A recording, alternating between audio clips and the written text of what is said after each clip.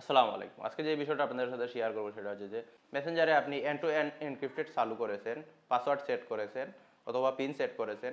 বর্তমানে এটা ভুলে গেছেন। এটা কিভাবে রিসেট করবেন, নতুন পিন কিভাবে আপনি সেট করবেন, এই যে বিষয়টা আছে এটা জানানোর চেষ্টা করব এই ভিডিওর মাধ্যমে। তো এটার যে সুবিধাটা এটা হচ্ছে যে অন্য কেউ যদি আপনার মেসেঞ্জার চালু করে ফেলে তারপরেও কিন্তু এই পিনটা যদি না বসায় তাহলে আপনার পূর্ববর্তী যে মেসেজগুলো আছে ওগুলো রিড করতে পারবে না, এমনকি আপনিও পারবেন না।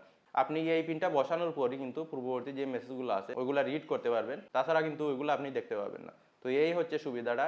এটা কিভাবে চালু করবেন এই বিষয়টা দেখাবো, এবং এই পিন যদি আপনি কোনো সময় ভুলে যান তাহলে কোন ওয়েতে আপনি লগ ইন করবেন এটাও জানানোর চেষ্টা করবো এই ভিডিওতে। তো মূল ভিডিওতে যাওয়ার আগে আপনাদের বলে নেই, এরকম ইনফরমেটিভ ভিডিও কিন্তু আমার চ্যানেলের প্রতিদিন আপলোড হচ্ছে। আপনারা যদি মিস না করে যান তাহলে অবশ্যই চ্যানেলটিকে সাবস্ক্রাইব করে রেখে দিন। ফিরছি ইন্ট্রোর পর। প্রথমেই আপনি চলে যাবেন মেসেঞ্জারে। অবশ্যই আপনাকে মেসেঞ্জারে আসতে হবে। তারপর যে এই থ্রি লাইন আছে এই থ্রি লাইনের উপর ক্লিক করার পর এই যে সেটিংস আছে এই সেটিংসের উপর আপনি ক্লিক করবেন, এই যে আইকনটার উপর ক্লিক করবেন। তারপর আপনি একটু উপরের দিকে স্ক্রল করে একটু নিচের দিকে যাবেন। প্রাইভেসি অ্যান্ড সেফটি বলে একটা অপশন আছে, এই অপশনটার মধ্যে আপনি জাস্ট ক্লিক করে দিবেন।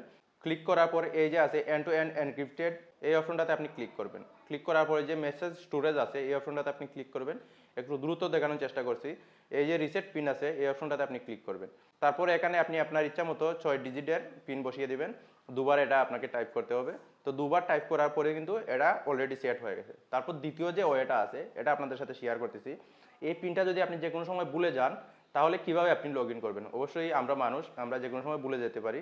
তো এর জন্য অবশ্যই এই যে অপশনটা আছে জেনারেট কোড চার্টার কোড, এই অপশনটাতে আপনি ক্লিক করবেন। এখানে কিন্তু কয়েকটা কোড দেখাবে আপনাকে, এগুলা স্ক্রিনশট মেরে অথবা আপনি কোনো ডায়েরিতেও লিখে রাখতে পারেন। এগুলো যদি লিখে রাখেন তাহলে কিন্তু এই ওয়েতে আপনি যে কোনো সময় লগ ইন করতে পারেন। এই যে কোডগুলো আছে এই কোডগুলো দিয়ে আপনি লগ ইন করতে পারবেন বা চালু করতে পারবেন। তাছাড়া কিন্তু আপনি এখান থেকে স্ক্রিনশট নিয়ে রাখতে পারেন। স্ক্রিনশট যদি নিয়ে রাখেন তাহলে কিন্তু এটা আরও সহজে আপনি লগ ইন করতে পারবেন।